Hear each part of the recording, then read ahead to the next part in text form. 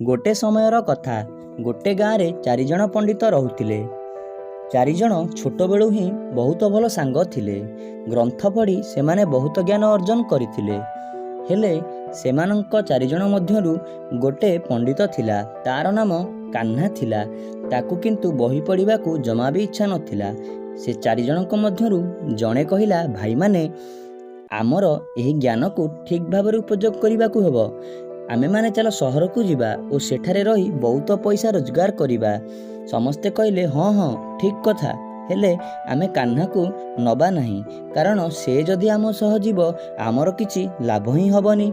सेमानंक मध्यरु जणे कहिला, ना से आम सांग, आमे छोट बेलू मिसिकी अछु, आमे ताकू निश्चय सांगरे नबा। ता कथा शुणी समस्ते राजी होई गले और सेमाने निज निजर जिनसपत्र धरी सहर को बाहरिबाकू लागिले। चारिजण सहर को बाहरु थांती। निजर जिनिसपत्र बहुत थिला। सेमाने धीरे धीरे बाट चली जाउथिबा बेले गोटे बाटरे एक माछी आसी जनक पाखकू बुलिबाकू लागिला। पंडित जनक बहुत रागिगला, कारण से माछीटी बहुत ताकू हैरान करुथिला। पंडित रागी करी ताकू मारिबाकू गोड़ेइला। सेमानंक मध्यरु जणे कहिला, रुह से माछी को मु गोटे गधरे परिणत करि दउची। आम जिनिसपत्र ता पिठीरे थोई आमे माने सहर को जीवा। ओ पंडित जनक ताकू सतकू सत गधरे परिणत करिदेला। चतुर्थ पंडित यह देखि काबा होइगला एवं कहिला, गोटे गध कौन एते बोझ नहीं पारिबो? तो तमे माने गोटे काम कर, तमे माने निजर जिनिसपत्र मते देई दियो, मु धरिकिना नेबी। किंतु द्वितीय पंडित कहिला, तमे जदि एते बोझ नब ताले लोक आमको कौन कहिबे? ना ना एटा ठीक कथा नुहे, तमको आमे आनिकी आसीछु, तो तमको आमे जहा कहिबु तमे सेटा करिबो।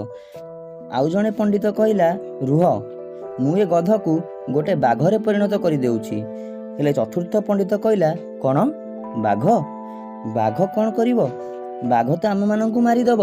हेले अन्य माने कहिले, तुमे हलो मूर्ख, आमे जहा कहूचु तुमे सेटा शुण, नहले तमे तम निज जिनिसपत्र धरी निज घर को जाइपार। आमे एमिति बहुत समय नष्ट कलेनी। जदि गोटे बाघ आमर बोझ भोइब समस्ते आमर प्रशंसा करिबे। तापरे पंडित माने यह चिंता करी से गध को सतकु सत बाघ करने निष्पत्ति नेले एवं सतकु सत एक बाघरे परिणत करदेले। सेही समय रे चतुर्थ पंडित कान्हा गछ उपर को दौड़ी चढ़ीगला और सेतबेले से बाघ तार निज रूप देखैला और निजर शिकार करने शैली रे तीन जन पंडितक उपरे आक्रमण करने को लागिला एवं तांकू मारिदेला। तो पिला माने आमे माने कौन शिखिले? बिना बुद्धि रे आमे जदि विद्या अर्जन करी किछि लाभ न थाए। बिना बुद्धि रे विद्या अर्जन कले कौन हबो? निश्चय बुद्धि थिबा दरकार। तो पिला माने जदि वीडियोटी भल लागिला वीडियो को लाइक शेयर और सब्सक्राइब करंतु।